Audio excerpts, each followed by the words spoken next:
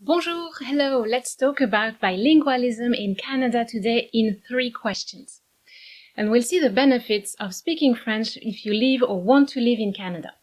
I'm Kathy of My Polyglot Life, and I've immigrated to Canada from France in 2009. So I've been through all the steps of immigration, and I lived in Vancouver on the West Coast and in Montreal in Quebec. So I know both the Anglophones and the Francophone sides of Canada. So let me run you through the basics of bilingualism in Canada. So first, let's just say that you don't absolutely need French to live in Canada. However, there are a few reasons why you want to consider improving your French if you live in Canada or if you want to come and live here.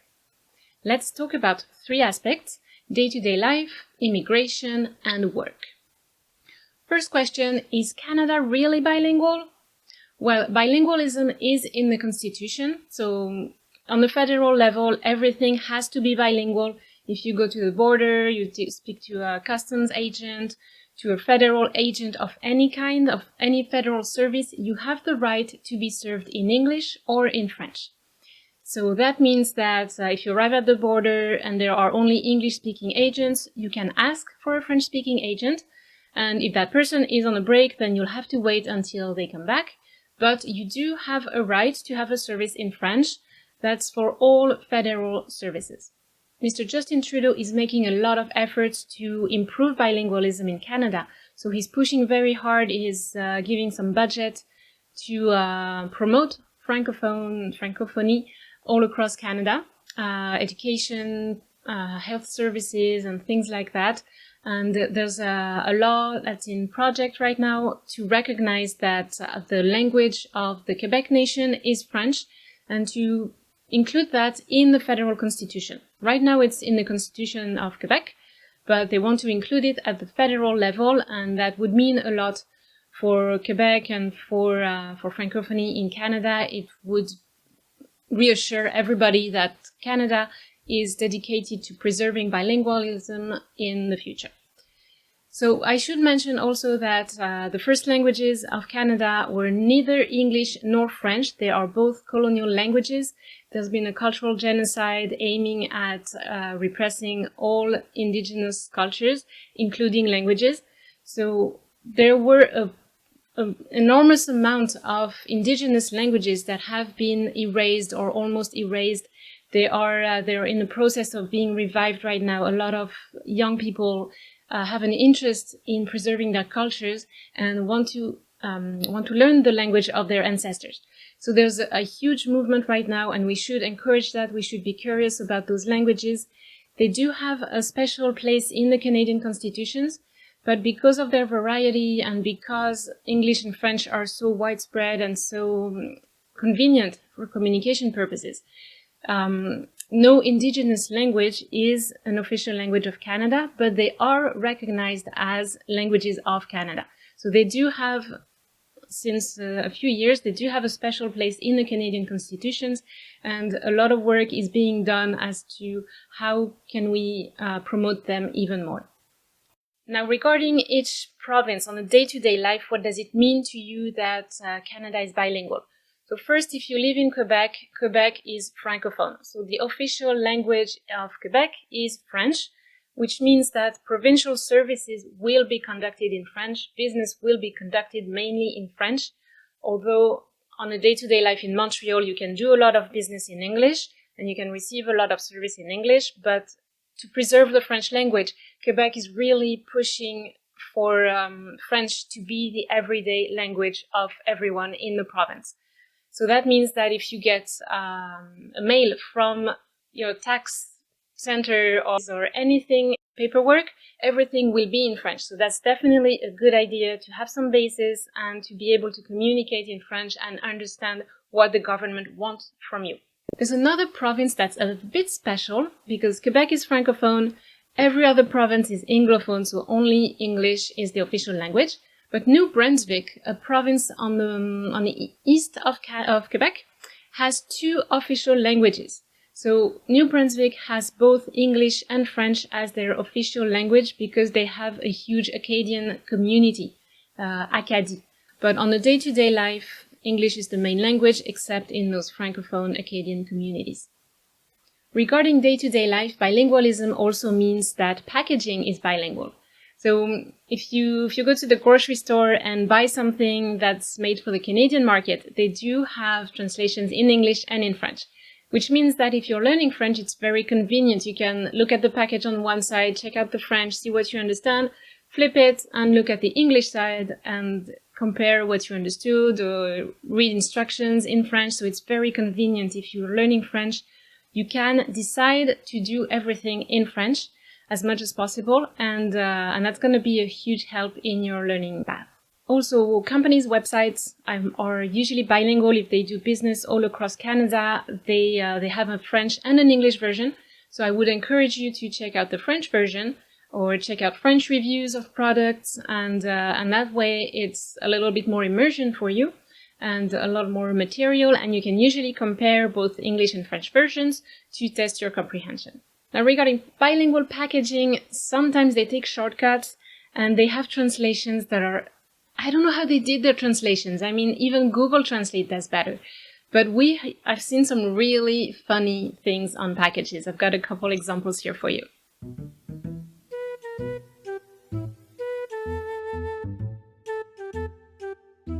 Bilingualism in Canada also means that there are francophone communities and francophile people, so people who like to speak French all over the country.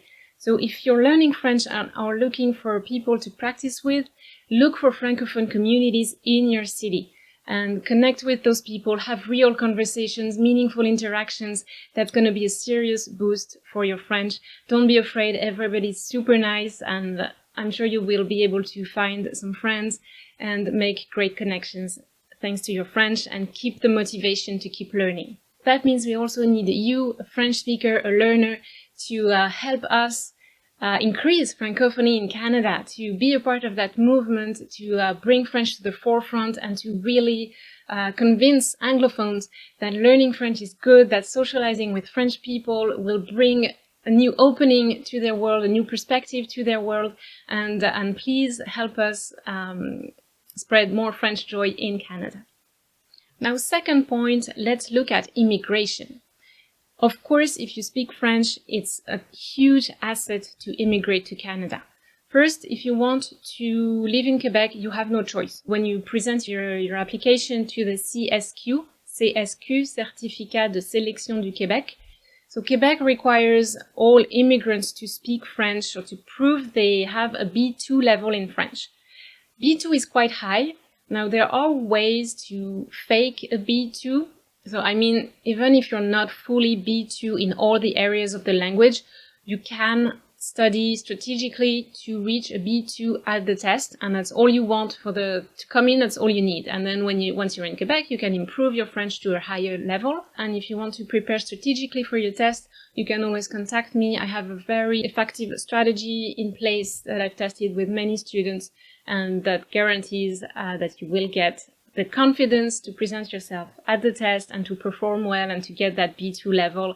If you put in the work, there's no reason why you couldn't get that B2 level. So contact me if you're planning long term or if you already have your test date and really want to make sure you're ready and you know everything there is to know about those tests. Send me an email, leave a comment with your questions, and I will get back to you. But now it gets interesting if you want to live outside of Quebec. Because outside of Quebec, French is not mandatory, but as they're trying to bring in more francophones in the country, especially teachers, they're encouraging francophones to immigrate outside of Quebec, which means the immigration process can be a little faster and easier if you speak French and you want to live outside of Quebec. So, for example, there's the express entry system. That's immigration at the federal level, entrée express, and if you speak French at a B2 level, you do get extra points in your application. So if you don't have enough points to reach the threshold, then French may give you those extra points you need. So it's it's a really good strategy to focus on your French. If you already have the basics, put in a little bit more effort and your dream of coming to Canada might become true thanks to your performance in French. And there's also a very interesting work permit. So it's not permanent residence. It's tied to an employer, to having a job offer. But it's called mobilité francophone. It means that if you find an employer and they need a person who speaks French to some degree, who is able to perform tasks in French, then they can do a contract, a job offer, and you can ask for mobilité francophone work visa. I think it's 2 years and quite straightforward to receive. It's a lot faster than going through the regular process of having a work permit. So I would really encourage you to check out these options. If you can find an employer in Canada, know that it's an option for them, and you can contact an immigration advisor that would have all the details about how to proceed. So which leads me to the third point about work in Canada. Working in Canada when you do speak French. So first, at the moment, if you're a teacher, you speak French and you want to come to Canada, apply for Ontario teacher positions because they do need Francophone teachers. They've put a huge budget to recruit more Francophone teachers because they have a huge wait list for Francophone schools or French immersion schools, and there are not enough teachers. So you don't need to have perfect French. You just need at least like a B2, C1, and you will be perfectly fine. Don't stress. That's enough, and you will learn on the job and you will improve your French as you go. But please do not be shy and apply. Those little Anglophone kids need you to spark the love for French in their life. But that's not all. If you want to work for the federal government, if you have a permanent residence or citizenship of Canada and you want to work for the federal government, if you do speak both languages, both official languages, you have a higher pay, you have access to better jobs, so that's definitely a good option. And there are tests every few years to just reassess your abilities in French. And again, you don't need to be perfect, you just need to be able to have a conversation. So really work on your confidence, and if you need a hand with that, I'm here for you. And we can definitely work on your language skills, but also on your ability to have conversations and interactions in French, because that's really all that matters in the end. If you work in a Quebec company, so in Montreal, a lot of companies do work in English, but your colleagues are Francophones. So you will have better relationships. You will be able to connect better with them, to have a better relationship with your boss, and to network more efficiently, to get promotions in the company. So it's definitely a good idea to improve your French if you work for a French company, even though the work language is in English. And if you live outside of Montreal, you have no other options but to work on your French, because it's very rare to find English-speaking jobs or English-speaking communities outside of Montreal. There are a few spots here and there, but it would really help you to be proficient in French to have conversations. And if you're outside of Quebec, even when I lived in Vancouver, there were more opportunities for bilingual people. Even not bilingual necessarily, but if you can speak English and French, even if it's not perfect, there are more opportunities, especially in customer service. Companies need to be able to provide customer service in English and in French throughout Canada. So in Vancouver, there were companies like Sage, MEC, that recruit bilingual or people who are fluent in French and in English. And because there's a shortage of workforce, their expectations of fluency is a little less probably than your idea of fluency. So again, don't be shy. Work a little bit on your French until you're confident enough, then apply and roll with it. You will learn on the job. So that's for being an employee side of things. Now, if you're a business owner, it's also really interesting. When I had my bakery in Vancouver, I had access to a lot of help, like free mentorship, free business programs, free training, just because I was a Francophone and there were grants for organizations. So the federal government gives money to Francophone organizations outside of Quebec to offer services in French. So you have a lot of opportunities to network, to receive help, and I'm forever grateful to SDE, Société de Développement Économique de la Colombie-Britannique, and other organizations like this, because they helped me put my business together, run my business, and network and find really interesting connections and friendships. And again, even if your French isn't perfect, do not hesitate to network with those people. If you do speak French, at least on some level, and if you feel confident having a conversation, it will open up a lot of perspectives for you. So if you want to work on your French, let me know and get in touch. We'll see how we can improve your confidence and improve your language skills so that you can have access to those opportunities as well. Alright, so as you can see, I could speak for hours on end about being a francophone in Canada and how great it is, and especially how you don't need to be perfect in French.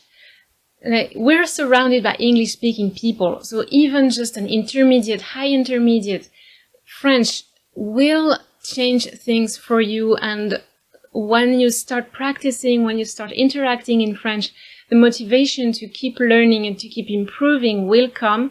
And as you learn more, as you practice more, you will improve. So it's just about starting that virtuous circle. I'm here to start that process or to help you at any point of the journey you're at now. You can go to my website to see what type of offers I have.